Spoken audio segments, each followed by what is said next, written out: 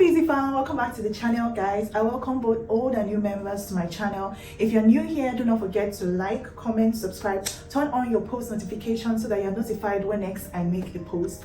And today we'll be talking about you being an international medical laboratory scientist aiming to work in the United States. And I'm guessing you've already seen the headlines. And I'm talking about the US visa changes, I'm talking about the 100,000 H-1B fee, and I'm also talking about the partial ban in visas across certain countries. And now I know you're asking yourself, is it even worth it to write ASCP? I mean, is the American dream over, or should I just change my plans?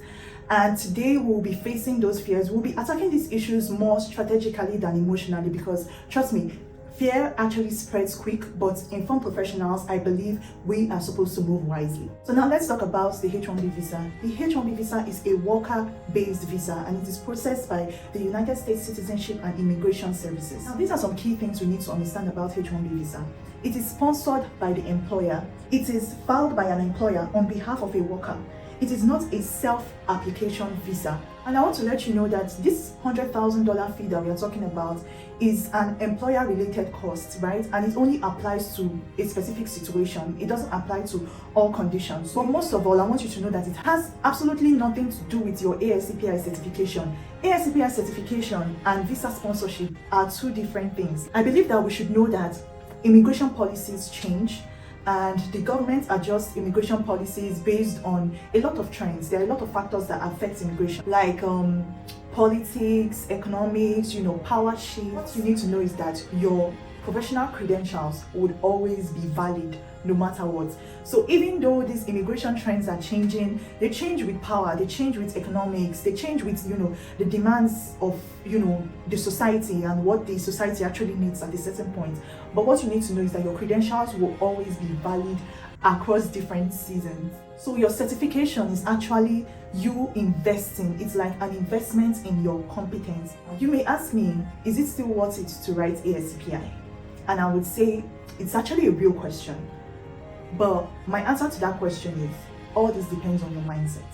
So now, if you look at ASCPi as something that you are just writing because you want to quickly relocate, this situation may be highly discouraging for you. But if your goal is for personal growth and global positioning, well, that means nothing has actually changed for you. ASCPi is about global positioning. It is not just about the United States itself. It strengthens your profile for international laboratories, Middle East, multinational healthcare systems, senior technical positions, and academic training roles. And it proves you meet international standard. And that, to me, actually carries a whole lot of weight. Visa rules may actually tighten, then they may loosen, and then they may change again. So guess what? Prepared professionals are always the first in line when the society finally stabilizes. So don't be left out and don't be left wondering. Remember that story about the 7 virgins? ASCPi increases your competitive edges even outside the US, not necessarily inside the US. Because I hope you guys know that your ASCPi allows you to work in different countries like Panama, Dubai. I think I made a video about this, I'm not quite sure, but let me know down in the comment section and I'll make a totally different video of other countries that you can work with, even with your ASCPi certificate. I believe that your goal should be about being globally competitive, not just, stuck in being in one particular country. But now let's look at the bigger picture. After every few years, the immigration policy actually changes. So in every generation, we experience stuff like, some kind of uncertainties about, outcomes. People who succeed are not those that panic because of minor obstructions. They are the ones who prepare consistently, regardless of what the headlines is saying. So guess what? While others pause their progress, you can continue building your value. Because someone once said that when opportunities align with preparations, guess what? Results actually do happen. So should you still write the ASCPi exam? If your goal is actually long-term professional experience, then yes, you actually should. Not because relocation is actually guaranteed, but because competence is never actually wasted.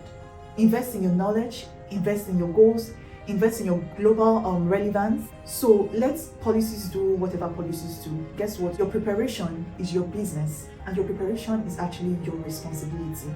If this video helped you to grow more strategically than emotionally, please do well to give this video a thumbs up. Share my video to your friends and families who are willing and ready to write the ASCPi exam. Don't forget to check out my video titled ASCP Secrets Revealed, as well as ASCP Chemistry Practice Questions, to gain access to the textbooks I made use of while preparing for this exam. And always remember, guys, we grow with information, we move with strategy, and we build our careers beyond borders.